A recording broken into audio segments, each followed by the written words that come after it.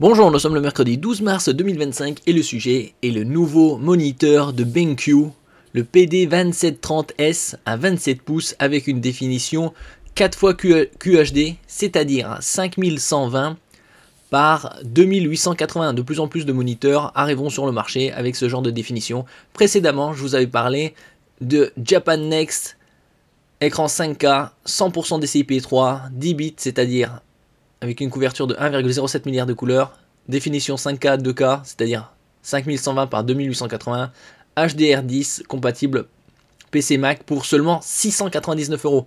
Ici c'est BenQ, nous allons voir les specs et il est également en précommande celui-là, donc il arrivera d'ici quelques semaines, quelques mois,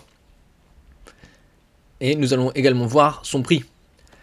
N'oubliez pas de vous abonner pour plus de news sur le monde de la high-tech ainsi que les bons plans, également sur mon Twitter et en description sous toutes mes vidéos. Vous pouvez les retrouver dans mes playlists. Il a été certifié Design Award 2025, donc il a reçu un prix. Au niveau de son contraste, c'est du 2000 contre 1 avec la certification VESA Display HDR 400. 400 c'est pour le niveau de luminosité. Ici la couverture est de 98% du DCI-P3 propre au cinéma. Pour tout ce qui est design et retouche photo, vidéo, on parle également de couverture Adobe RGB qui est en général similaire en pourcentage au DCI-P3. Là, ça devrait être aux alentours de 96%. Le delta E est inférieur à 2. Plus le delta E est proche de 0 et plus le moniteur affiche des couleurs proches de la réalité. À partir de 3, l'œil humain commence à faire une distinction. Donc de plus en plus de moniteurs très haut de gamme sont aux alentours de inférieur à 2, voire inférieur à 1. Il y a également un software de calibration pour justement ajuster les couleurs du moniteur. Au début on avait des moniteurs Full HD, c'est-à-dire 1920 par 1080. Après c'est passé au 4K, donc 4 fois plus de pixels, 2 fois plus de pixels par ligne et 2 fois plus de lignes. Et ils ont sorti des moniteurs QHD, c'est entre les deux. C'est 2560 par 1440, c'est 77% de pixels en plus que le Full HD.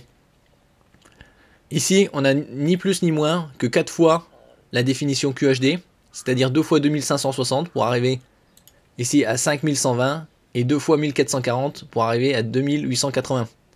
Donc c'est les moniteurs qui se situent entre le 4K et le 8K.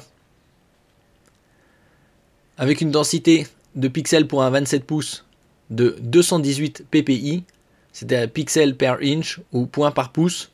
Une très bonne connectique, Thunderbolt 4, pour connecter par exemple les Mac de Apple.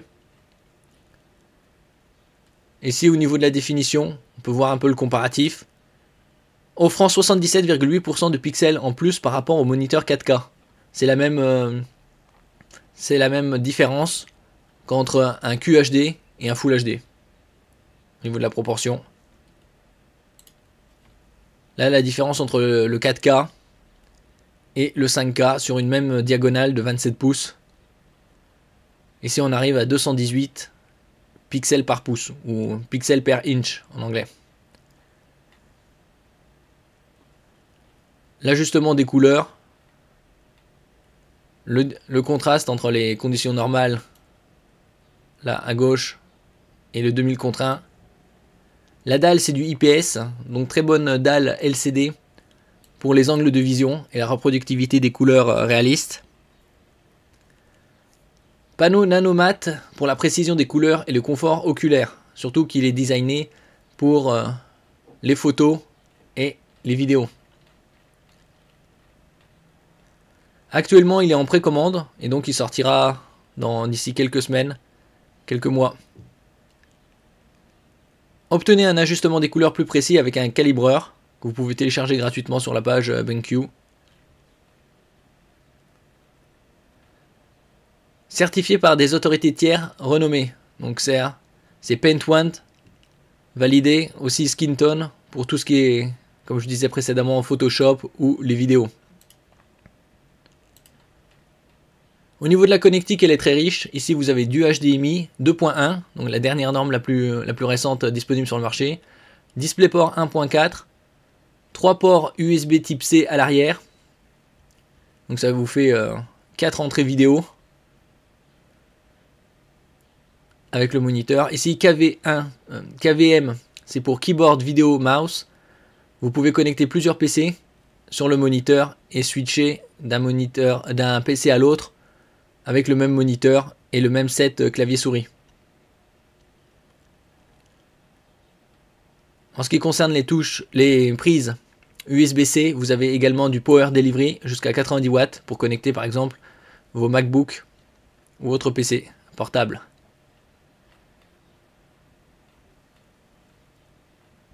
La connectique. Et en ce qui concerne le prix, il est légèrement supérieur, très nettement supérieur au Japan Next qui est ici à 699. Celui-là, il est à 1199 en précommande. Bien évidemment, on pourra probablement le trouver sur d'autres plateformes à quelques dizaines, voire une centaine d'euros de moins. Ici, on peut le pivoter à 90 degrés verticalement, latéralement rotation 30 degrés, inclinaison avant-arrière -5, 20 degrés et ajustement en hauteur 150 mm. Mode dédié au créateur, tout ce qui est mode animation, CAO, FAO pour le design et également les vidéos.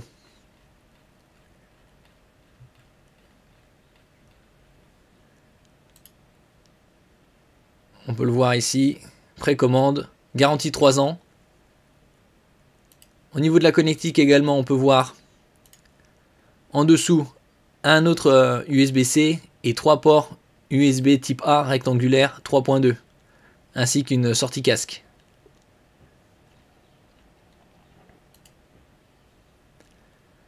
La possibilité de connecter un bras par 100 mm certifié VESA.